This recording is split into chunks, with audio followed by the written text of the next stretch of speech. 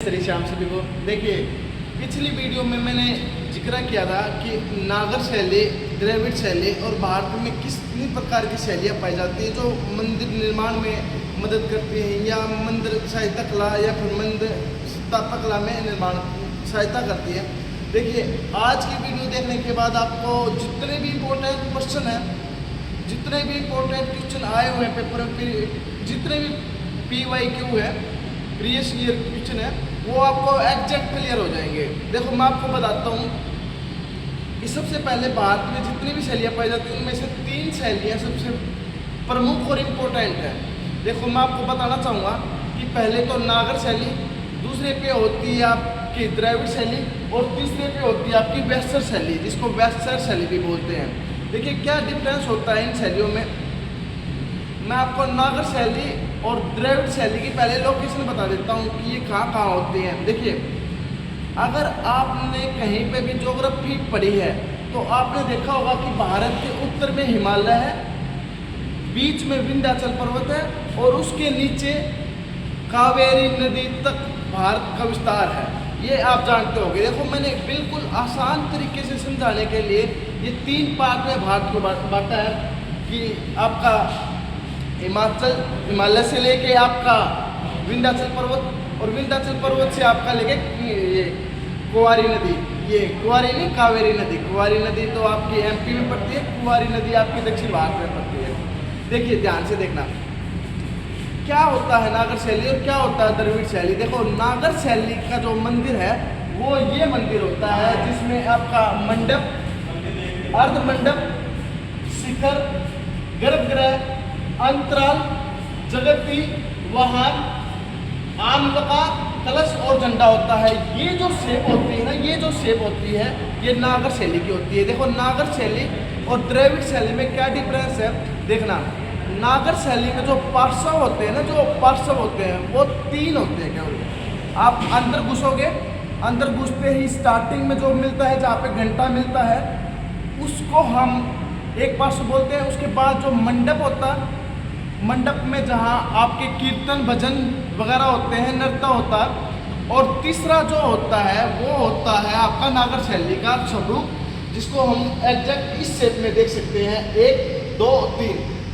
और उस जहाँ पे नागर शैली में दहोजा आपने देखी होगी, झंडा जिसको बोलते हैं, दहोजा जहाँ पे स्थापित होती है वो पोर्शन पेपर की दृष्टि से बहुत इंपॉर्टेंट है। पेपर नहीं, आपको इस बारे में पता होना ही चाहिए, बहुत ज़्यादा इंपॉर्टेंट है, क्योंकि ये बार बार पेपर में सवाल आया है कि वाहना किसे कहा जाता है, जगती किसे कहा जाता है और ये विमान किसे कहा जाता है। देखो, नागर शैली में ये जो तीनों के तीनों जो शब्द हैं लास्ट वाले पार्श्व में ही मिलते हैं। देखिए, एक बार मैं आपको बता देता हूँ कि ये कहाँ कहाँ मिलते हैं। देखो, शिखर का मतलब होता है, आपको पता ही होगा, ऊंचाई, और ऊंचाई पे कौन विराजमान होते हैं तो विमान।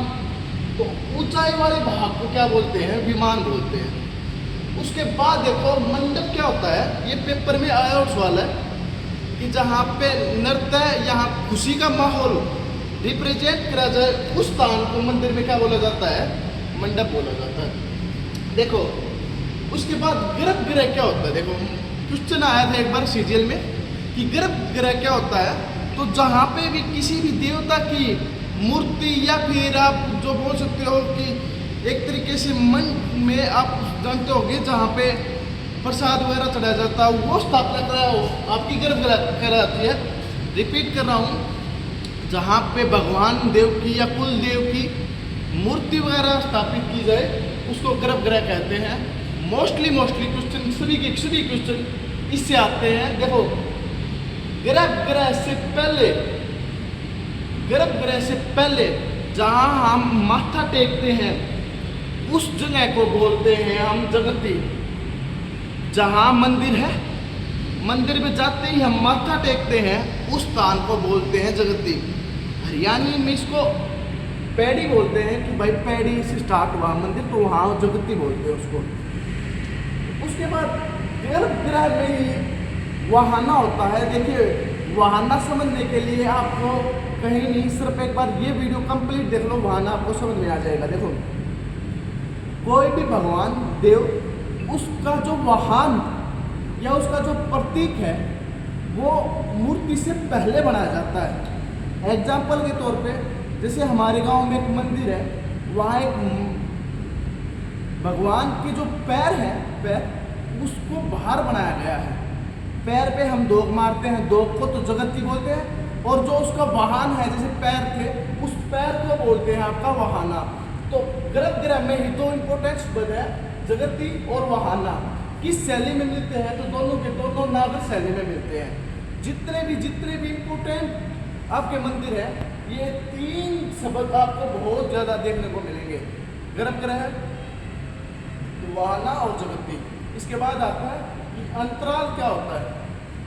मंडप और गर्भगृह में जाने के लिए जो खुला दरबार होता है ना, खुला दरबार होता है, उसको हम अंतराल बोलते हैं। मंडप से जब गर्भगृह में आ जाता है तो जिस रास्ते से आ जाता है उसको हम अंतराल बोलते हैं। सर आपके अंदर ये कमी है कि आप एग्जाम्पल के साथ बताते। देखो मैं आपको क्लियर बता रहा हूँ, जब भी आप नागर शैली के मंदिर याद कर रहे हो ना, कुछ नहीं करने, एक बार द्रविड़ शैली के और मंदिर देख लो, उसके बाद मैं चुटकियाँ में याद कराऊंगा, 2 मिनट में आपके सारे के सारे मंदिर याद हो जाएंगे।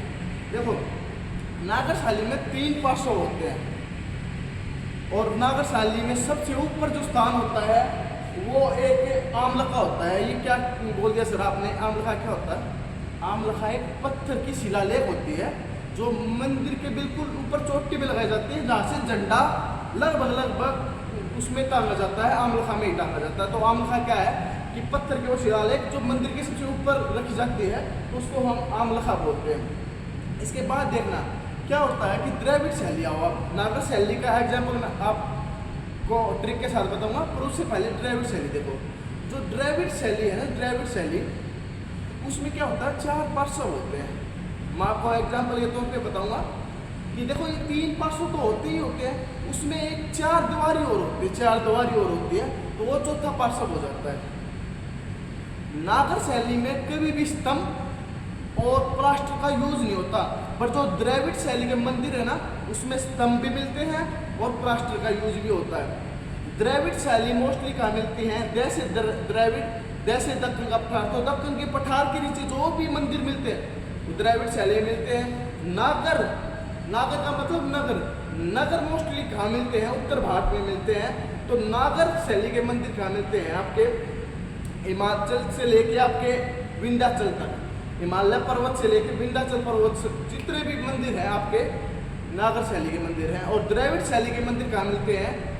कृष्णा कावेरी नदी के बीच, या फिर जो दक्षिण भारत के जो मंदिर होते हैं ना, दक्कन पठार के नीचे नीचे वाले मंदिर जो द्रविड़ शैली के होते हैं। अब आप याद कैसे करोगे? देखो अगर आप फीलिंग जगा सकते हो तो प्लीज एक बार यहाँ देखें, यहाँ से पूर्व, यहाँ पश्चिम, यहाँ उत्तर। देखो मैं पूर्व से स्टार्ट कर रहा हूँ, तो पूर्व में आपका लिंगराज मंदिर, खजुराहो मंदिर, आपका कोणार्क, जगन्नाथ पुरी बोलते हैं जिसको, और उधर आपका सोमनाथ और कालेश्वर मंदिर, और इधर अयोध्या। और अगर आप कलयुग में जी रहे हो तो एक मंदिर जरूर सुना होगा आपने, खाटू श्याम, जिसको खाटू नरेश भी बोलते हैं। तो ये जो जितने सारे मंदिर हैं, इसके अलावा हरियाणा का बेरी धाम, आपका रोध धाम, कुरुक्षेत्र के जितने भी धाम हैं किस शैली में बने हुए हैं? नागर शैली में। उत्तर भारत में माउंट आबू के जो दिलवाड़ा के मंदिर है वे भी किस शैली में है? आपके नागर शैली में है। द्रविड़ शैली का जो मंदिर है वो है काशी में कैलाशनाथ मंदिर, काशी में है कैलाशनाथ का मंदिर। किस शैली में है? द्रविड़ शैली में। लास्ट एंड फाइनल शैली ये रह गई आपकी वेस्टर शैली। जो इन दोनों का मिक्स रूप होता है उस शैली को बोलते हैं हम वेस्टर शैली। वेस्टर शैली कहाँ मिलती है? तो विंध्याचल पर्वत और जो कृष्णा कावेरी के बीच का क्षेत्र है, वहाँ ये आपकी वेस्टर शैली मिलती है। उम्मीद करता हूँ कि आज की जो इम्पोर्टेंट बात थी, जो मंदिर से रिलेटेड, अयोध्या धाम मंदिर बना है उससे रिलेटेड, या फिर द्रविड़ नागर शैली से संबंधित आपने जो ट्रिक वगैरह है वो पता चल गई होगी।